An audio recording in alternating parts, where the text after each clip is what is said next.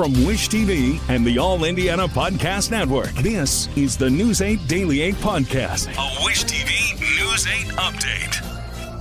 Hello, I'm Jeremy Jenkins, and this is your News 8 Daily 8 Podcast for Thursday, August 15th. We begin with news out of Southport, where a number of community members are outraged following the mayor's decision to demote the city's police chief, Tom Vaughn. Just take a listen. Take me directly to the mayor's house. What has he done? Chief Vaughn is the lifeblood of the city. He is the heart of the city. And I don't think even the mayor realizes the ramifications of him doing this. That was Heather Newport. She was one of the many people that poured into a public works and safety meeting last night, a day after Tom Vaughn was demoted by Southport's mayor. His supporters say the chief is deeply involved in the community, and some people tell us they were blindsided by the mayor's decision. Vaughn was also at the meeting and says he's disappointed. There's a lot of stress on it. You know, like I said, I have a family. You have to pay bills and there's stuff like that. So, I think the most disappointing part is the 10, 11 years that I've done this and what we've built. It's kind of frustrating. They just kind of throw you away like that. Southport Mayor Jim Cooney did not speak to News 8 after last night's meeting, but earlier in the day he did hold a news conference saying the chief did not provide him with documentation related to the city's reserve officers and the police department's disciplinary policy. I am doing this for public service. This is not a power grab. It's all about following state statute and protecting the citizens with a good police department and also protecting the city. The Southport City Council is scheduled to hold a special meeting tonight at 7. An agenda has not been released, but Vaughn told our team that he hopes to talk to the mayor and council about getting his job back.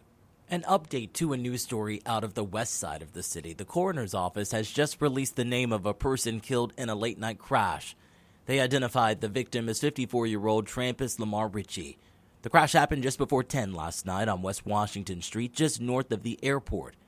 Police told our crew at the scene that several people were crossing the road in front of the car, and the driver did not see them. IMPD has not said if anyone else is hurt. Police say the driver did stay on scene and is cooperating with the investigation. Let's talk education. The State Department is switching up high school diploma plans once again.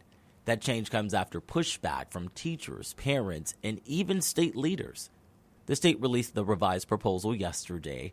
The initial 2 new diploma options got a lot of backlash, including from the presidents of IU and Purdue.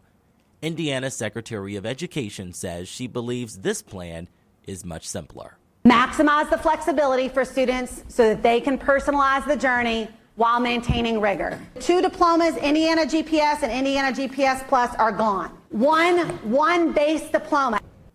Under the revised plan, there's a base diploma, but students also have the option to earn an honors or honors plus seal.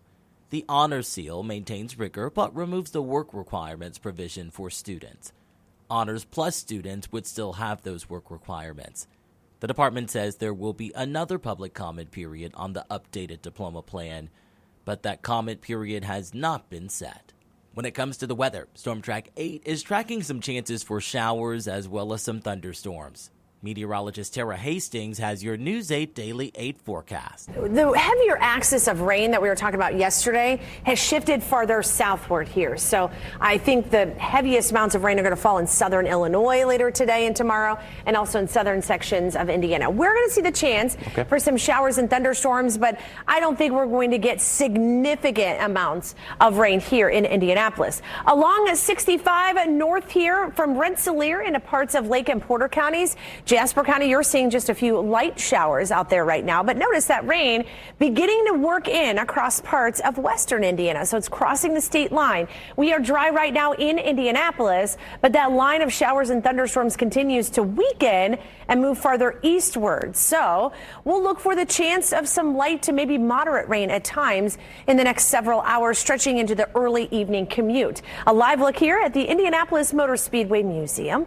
We're under mostly cloudy skies, 75 74 degrees right now in Indianapolis, and temperatures across parts of central Indiana a little bit warmer farther southward. Martinsville coming in right now at 77 degrees. Humidity values will rise later this afternoon. It's going to start to feel a little bit more uncomfortable.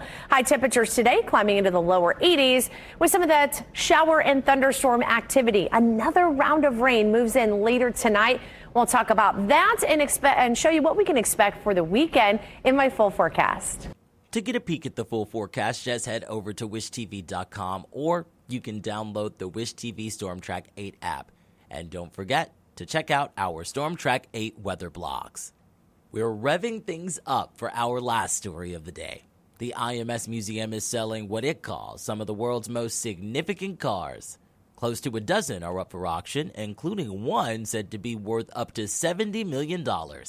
News 8's Colin Bailey reports. A 1954 Mercedes-Benz and a 1964 Ferrari are all in that collection. I have Kara from the Indianapolis Motor Speedway Museum joining us. Just talk about some of those cars that are in the collection. I know there's 11 of them in there. Yes, and these are some amazing cars, amazing vehicles, really some works of art, but they don't match the mission of the Indianapolis Motor Speedway Museum, which is to celebrate the Speedway and the Indianapolis 500. So by selling these cars, we're able to take the funds from that sale and put them into an endowment to really grow our collection and care for our collection. How do you hope to grow that? Are you going to try and pay homage to the past and all the history that's happened here at the Speedway? Absolutely. There's definitely more vehicles and artifacts, non-car artifacts that are out there that we would like to add to our collection that continue to tell the stories of drivers and teams, and really the evolution and technology advancements that have happened here at the Speedway.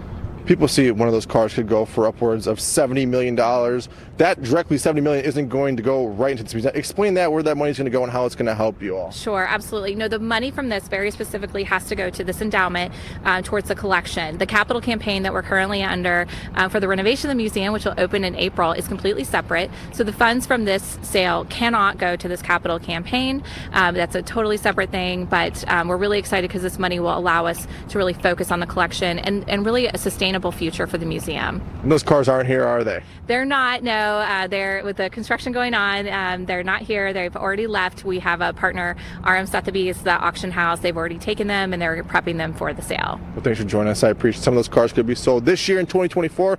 Hopes to auction them off next year in 2025. But for now, the Indianapolis Motor Speedway Museum, I'm Colin Bailey for Wish TV, wishtv.com, or follow us on Facebook for updates. This has been your News 8 Daily 8 podcast for Thursday, August 15th. I'm Jeremy Jenkins for Wish TV, wishtv.com, or follow us on Facebook for updates. This is the News 8 Daily 8 podcast, a Wish TV News 8 update on demand. For even more, on demand and on the go, connect with Wish TV on Facebook at wishtv.com and on the free Wish TV mobile app. Thank you for listening, and be sure to like, subscribe, and follow this podcast for updates every weekday morning on the All Indiana Podcast Network and wherever you get your podcast.